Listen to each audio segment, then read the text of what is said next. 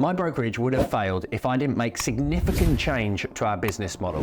And in this episode, I'm going to walk you through the problems and the changes that I've made. So during the course of the pandemic, we weren't able to recruit people and train them in our office. So I recruited salespeople, advisors, as far as Scotland, Wales, Bournemouth, and I'm based in Essex. We had 16 advisors at our peak working from home, and we were providing the leads, the inquiries, the names, the numbers, and the people to speak to looking for a mortgage to buy, refinance, or invest in property. And that business model had worked fantastically for a period of time. But what I saw was the cost of running the business going up.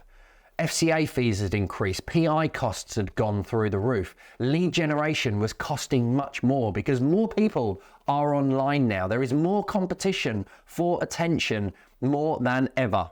So as I'd come to the end of my personal circumstances, losing my mum, my baby turning up 2 months early, spending a year trying to build a mortgage network. In 2023, it was my year of restructuring. And I realized that whilst we had one person in my head office, an operations manager supporting the self-employed division, I needed to get more control of the business. I needed to relook at the inquiries that we were generating and have them managed by people that were closer to me. So I went on a mission to restructure HQ, and in 6 months I recruited 5 brand new people into my office. The key ones within head office was a new PA to support me with processing applications, a new advisor, followed by another advisor, followed by a marketing individual. Now that meant that I could bring majority of the new inquiries underneath head office. I could have more control over the fees that were being charged, the insurances that were being sold. The 2 most important aspects to building a business is being able to generate new inquiries and being able to maximize the value of those inquiries. I looked at my business model and the average sale value was £1,609. The average commission on a mortgage being 880 quid. The average commission on an insurance policy being £690. And it just wasn't enough.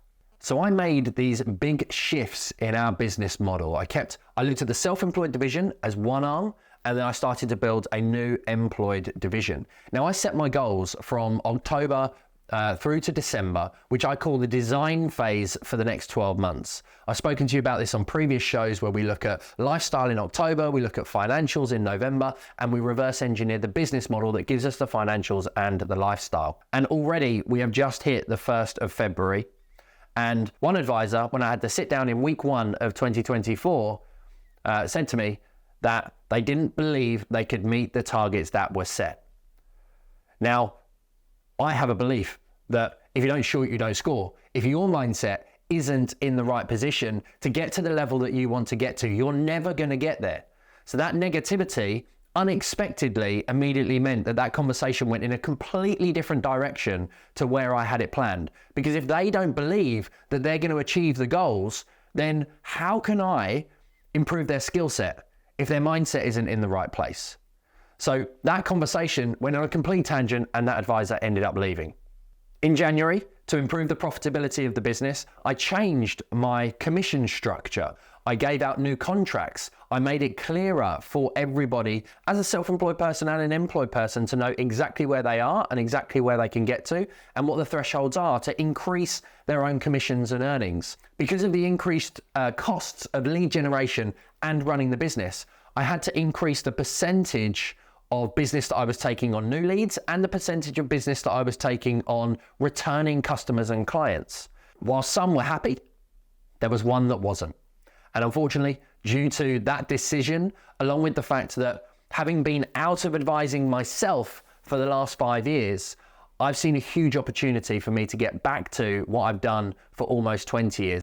The decision to bring some clients back to me, the friends, the family, the network, the relationships, the ones that are high-level individuals that I still hang around with, that still ring me personally, and the advisors processing the applications, that meant the advisor was going to lose additional income, and they have decided that after several years, it's time to move on.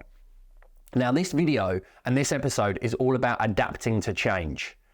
Most people are resistant. Team are resistant. We, over the course of this month, have also been implementing in the last 2 weeks a new CRM system into the business. It's painful. It means re-looking at everything. This first quarter of 2024 is about laying new foundations. That's the second step in my business growth model on a 12-month virtuous cycle. And in doing that, January is all about systems, February is all about brand, and March is all about team.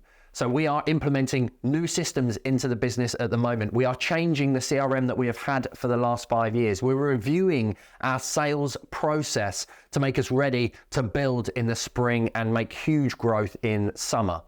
Now, already the design that I had laid out, almost out of the window.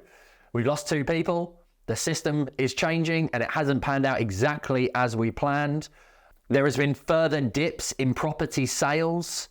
So it's even more competitive out there right now. So we are transitioning from the marketing methods that we have done for the last 6 months and implementing new strategies to go more after investors and high net worth individuals. So we are changing rapidly. The key thing that I've seen against ultra successful people is the speed of implementation and the speed of which they can change and bring the team on that journey with them. It's all well and good you're willing to change, but if your team aren't in the boat with you, or they're not riding the wave and they're not an expert in the role that they are fulfilling for you, marketing, sales, admin, customer service, they have to be experts in those areas and understand how the changes that you're making are going to benefit them. So we will double the brokerage this year based on the changes that we are making. And I'm going to talk to you more about that. But the emphasis for me on this video for you is that sometimes you create plans. Sometimes you lay out a design for the next 12 months. Sometimes you set goals for the first 90 days of the year. And shit happens. You just have to roll with the punches, you get back up, and you keep stepping forward towards the destination that you want to get to.